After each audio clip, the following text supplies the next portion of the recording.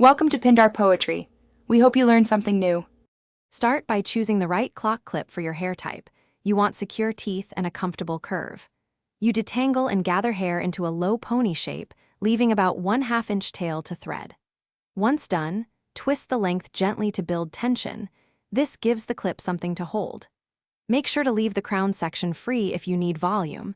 That extra top section prevents flatness and helps the clip maintain position all day.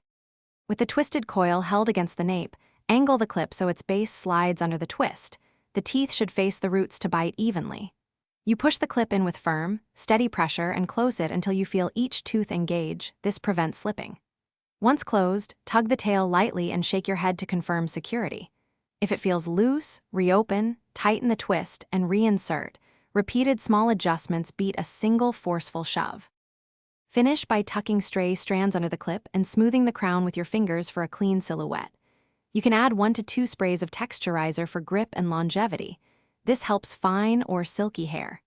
If the clip starts to slip, reposition it slightly higher toward the thicker section of hair or add a single bobby pin across the base for reinforcement. When nothing holds, switch to a larger clip. Fit matters more than force, so change size if needed. Thanks for watching. Consider subscribing if we helped you.